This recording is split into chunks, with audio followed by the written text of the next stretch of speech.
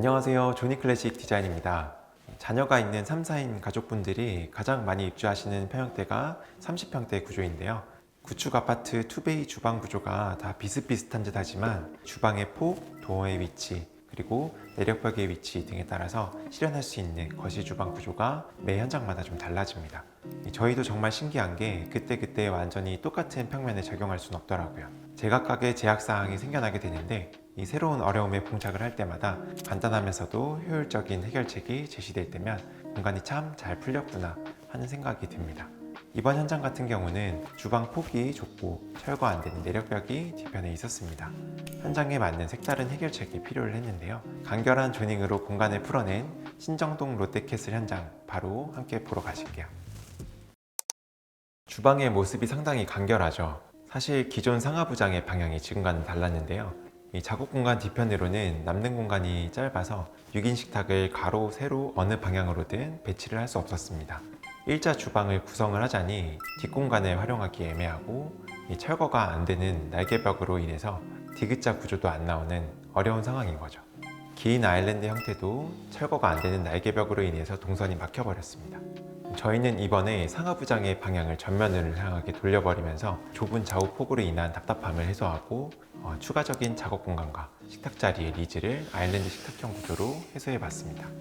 아일랜드는 양수납 구조로 아쉬웠던 수납 공간을 확보를 하게 되었고 무엇보다 충실히 기능을 갖춘 주방 안에 5인 아일랜드 식탁 공간을 마련을 해드렸어요. 간결함과 고급스러움이 강조되기 위해서는요, 저희만의 표현으로 덩어리감을 잘 정리를 해줘야 되는데요. 아일랜드 인조석 상판을 측면까지 내려주면서 이 섬 같은 아일랜드 공간이 더욱더 하나의 덩어리 개체로 인식될 수 있도록 의도를 했습니다. 또한 상하부장 미드웨이까지 인조석을 그대로 올려주면서 은은한 간접 조명 표현으로 이미지를 마무리했습니다.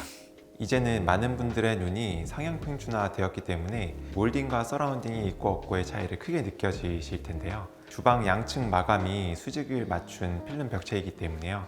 몰딩과 서라운딩 없이 정확한 치수만큼의 상하부장을 구성할 수 있었습니다. 간결함의 디테일을 살려가고자 식세기 상단에도 목찬내를 그대로 이어줘서 미니멀한 라인을 끝까지 살려갔습니다.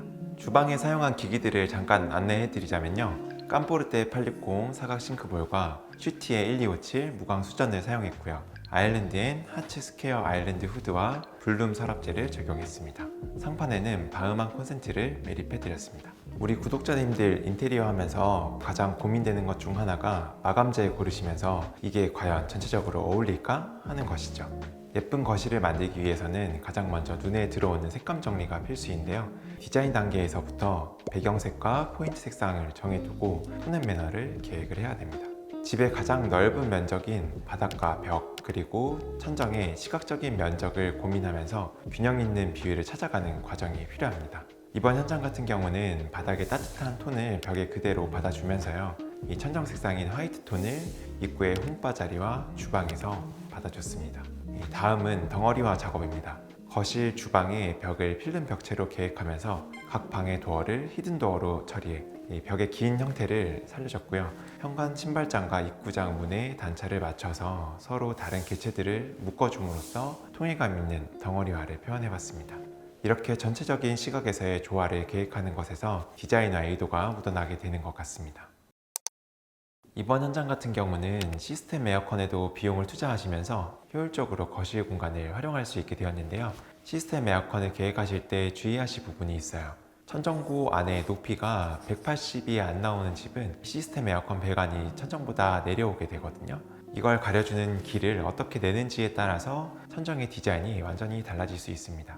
물 배관을 뽑는 것도 잘 계획을 해야 되고 처음 세팅부터 틀어지면 여기저기 뒷감당이 안 되니까 꼭꼭 전문가에게 맡겨주세요.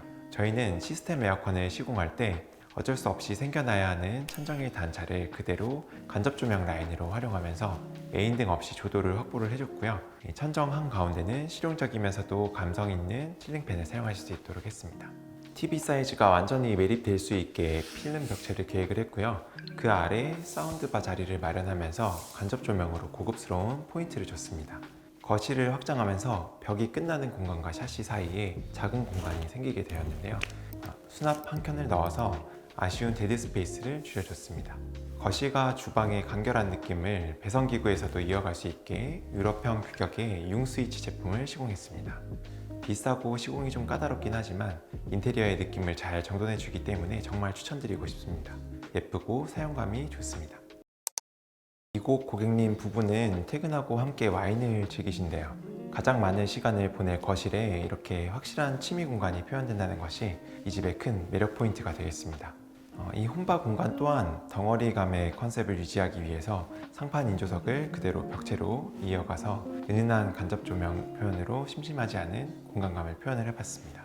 이번 현장 현관은요, 신발장과 입구방 도어의 깊이를 같은 단차로 맞춰서 하나의 덩어리감으로 표현을 해봤고, 비슷한 재료의 색감으로 통일된 느낌을 주려고 노력해봤습니다. 거실 마루와 현관 타일이 만나는 부분, 그리고 벽의 필름과 가구 도어의 색상, 이런 부분들을 좀 신경 써서 맞춰보게 되었습니다. 이번 현장 안방은요, 발코니를 확장하고 침실을 바깥으로 그만큼 밀어주면서 드레스와 화장대 공간을 중간지대에 추가로 이렇게 마련해봤습니다. 넉넉한 수납은 물론이고 안방에 들어올 때 한번 중간 공간을 거쳐서 들어오기 때문에 자연스러운 프라이버시 확보가 되도록 계획해봤습니다. 요즘은 안방도 아늑한 분위기를 원하는 고객님들이 좀 많아졌어요. 메인 등 대신에 커튼 간접과 시스템 에어컨 단내림을 활용한 간접 조명으로 따뜻한 분위기를 만들어내는 데 집중을 해봤습니다. 따뜻한 톤의 베이지 톤을 활용해서 간결하고 미니멀하면서도 고급스러운 질감을 가진 욕실을 표현을 해봤습니다. 보기도 좀 심플한 것을 채택해봤고, 수전유도 무광 수전을 활용해서 좀 더 우리 미니멀한 이미지를 그대로 욕실로 가져올 수 있도록 계획을 해봤습니다. 안방 욕실도 마찬가지인데요, 따뜻한 톤으로 계획을 해봤고 미니멀한 이미지를 그대로 가져올 수 있도록 계획을 해봤습니다. 아웃코너로 만나는 부분은 모두 졸리컷 시공으로 마감을 했기 때문에 마감재 측면이 노출되지 않도록 한 것이 디자인에 정리된 느낌을 주는 데 중요했던 요소인 것 같습니다.